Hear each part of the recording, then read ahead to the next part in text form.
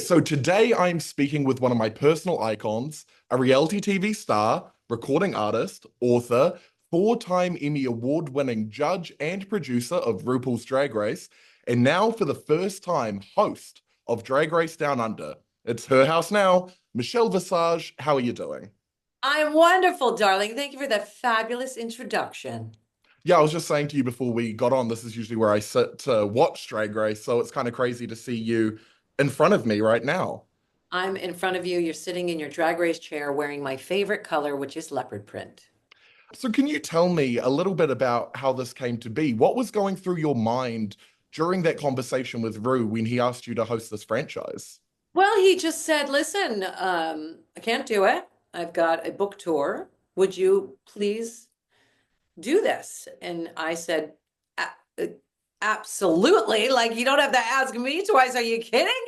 And he said, just do me a favor and be you. Bring yourself to it. I love you for who you are. I love the way you judge, the way you are. Nobody's going to do you better than you. So that's what I've done. I'm not trying to be rude. There are familiar sayings in there that are the tapestry of the show, so we couldn't get rid of them. But I am bringing me to the show. You definitely are. I saw that first episode and your judging style, you look gorgeous, you look ready. Did Rue give you any advice before you flew out? No, I know what to do. And Rue counted on me. And Rue counted on me knowing that. So, I said, I hope I make you proud. And Rue's like, you already have. So just go do it. And that's what we did. We went out there and we did our thing and 100% I was ready. I was born ready, baby. Because if you stay ready, you don't got to get ready. You definitely have done your preparation. You've judged hundreds of queens from all around the globe. Can you tell me something that Kiwi queens do better than anyone else in the world? Listen, you Australian, by saying you, plural, Australasian queens have a wicked and very naughty sense of humor. And that's what I look forward to the most when I come down under. The drag is very specific. Kiwi queens do drag their way, Aussie queens do drag their way, American queens, and even just like the difference between, let's say, I don't know, Christchurch and Auckland. The drag is very different because it's regional and that's normal. So, what I look forward to seeing is the way drag is done where you are from, the way you do drag. That's what I like. And the way you do drag, I try to help, and the judges try to help you be the best version of you that you could be. For the first time this season, you're sharing the judging panel with queens other than Rue. You've got some drag legends down there, Kiwi drag legends, Keita Mean, Spanky Jackson, Anita Wiglet. Were you able to impart any like wisdom from your years of judging on these queens? They were very sweet. They'd look at me and say, oh, what do I do here? Or am I okay? And I'd give them the rundown and say, yeah, again, it's kind of what Rue told me. You do you the way you do you. And they'll say, I hope it's not too much. I don't know. Just say what you see, say what you think. The same way I did to you, you're doing to them. Tell them what you see. So people don't think I'm crazy and making this up. Tell them, that type of thing. And they were all wonderful. It was the best gift, I think, for myself and for these queens to be judged by their peers who have gone through the machine and they know what it's like. And they've been doing this. And not only they've been doing it, they won and they're out there, they're on tour, they're doing their one-woman show, they're hosting their nights, they're promoting. So they've done it. They've done it. You want to do it? Listen to these queens. Is there something that you learnt in that kind of shift from being a judge to being a host? No, because I have felt the same way all the time. I feel the same way hosting it as I do judging it. I want the best for these queens. If we're lucky, they say we get 15 minutes of fame.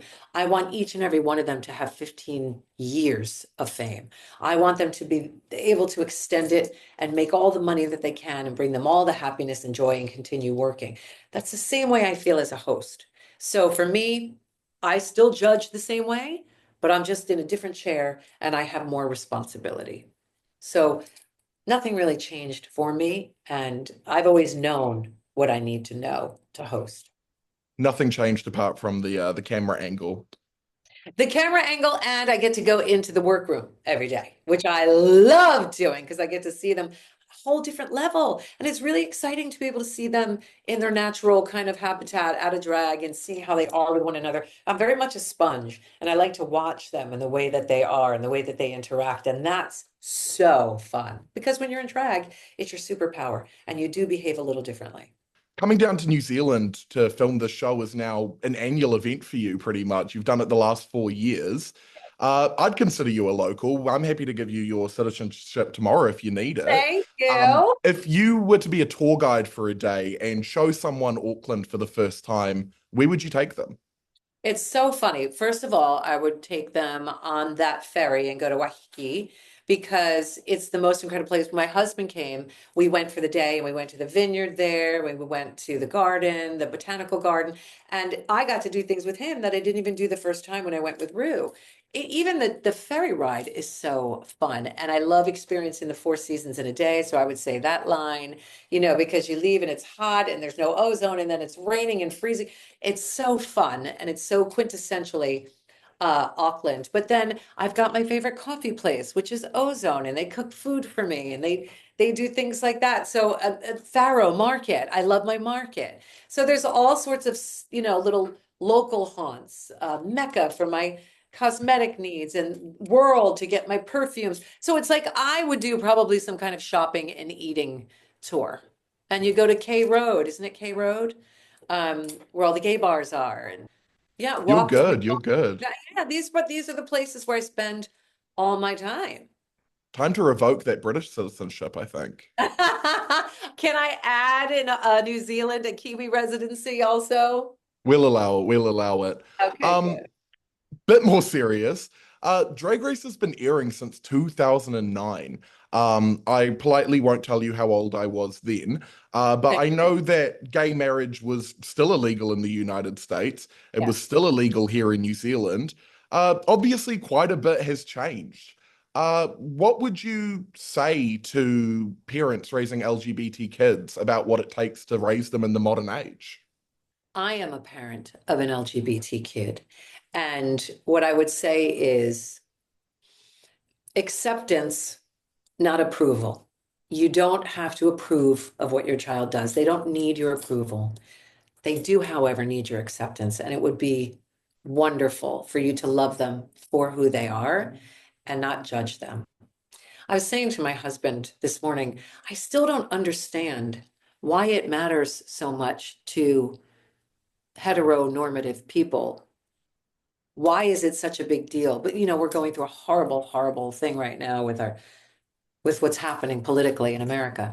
And I just don't understand what the big deal is if somebody is queer or trans or bi or questioning. I'm not quite sure. Is it because they're afraid that people won't continue to make babies? Were there any fears that you had when your child came out to you? No. What the only fear I had was that it's a really tough place in this world to be queer. It's much better since I started my work as an ally. It's much, much better, but it's still very difficult. Look what's happening. Look what's trying to happen. We come so far, and then our rights are just trying to be stripped away. So that was the only thing that I was scared of. And I think a lot of people, a lot of parents blame themselves when blame has no part in this equation. Your child was born the way that they were born. It's got nothing to do with you or any television you exposed them to or any relatives that might be queer that they saw their uncle being fancy in some way. It's not that. You were a fine parent. Your kid is the way that they are because that's who your kid is. And you have to make peace with the fact that you're not getting the kid that you thought you were getting and learn to love the kid you are getting. That's what's important because they're going to be who they are no matter what, no matter where you send them, no matter who you think can change them, it ain't going to happen. You did mention being an old school ally from back in the day. Your career, your ally career has lasted 4 decades now. I feel like sometimes there can be a bit of a dissonance between the old school and the new school, especially in drag. What could those different generations of drag learn from each other?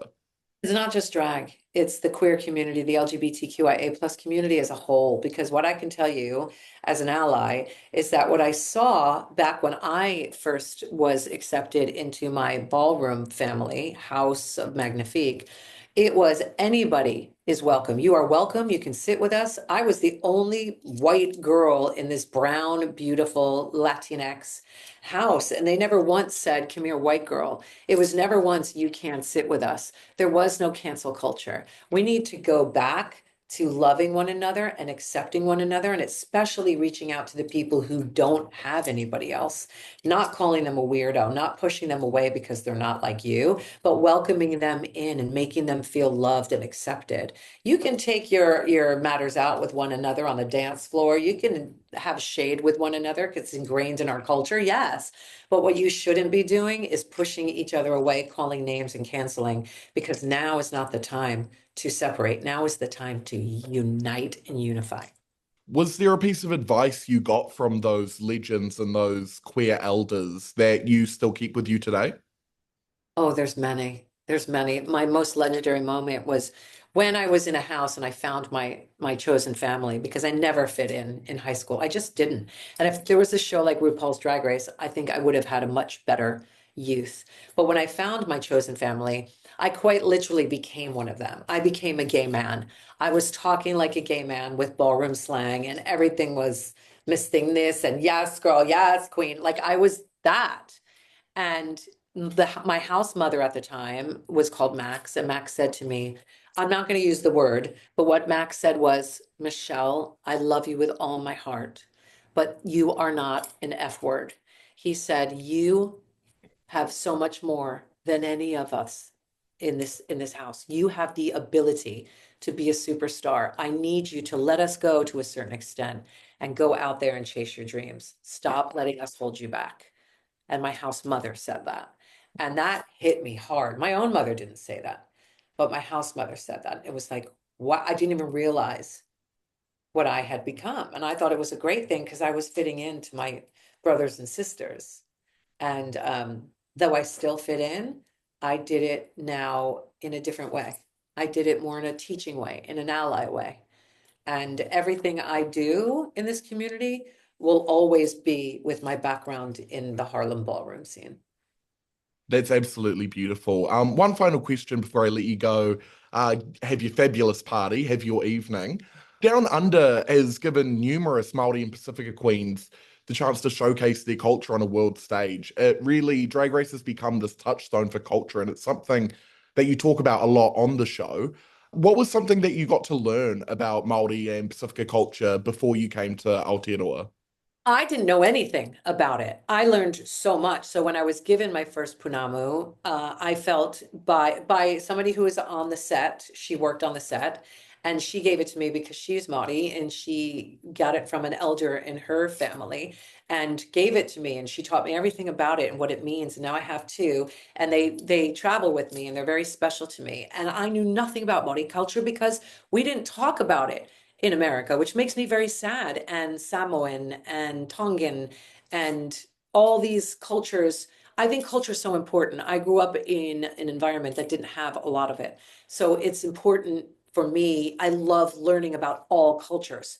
I love it so much. And what I loved that I didn't know about New Zealand, where I would turn the channels and see Māori language news and talking about it. And I was so not only intrigued and enraptured by it, but I was so impressed by how the government elevated it. But I was told very quickly by a lot of people that it was not always that way, and that they've come a long way, but there's still a long way to go for Indigenous people of New Zealand and Australia. Michelle Visage, we are so thankful and so lucky to have you here as the new queen of Down Under. Aw, Thank you for talking with me today. Samuel, thank you for having me. You are darling. Thank you.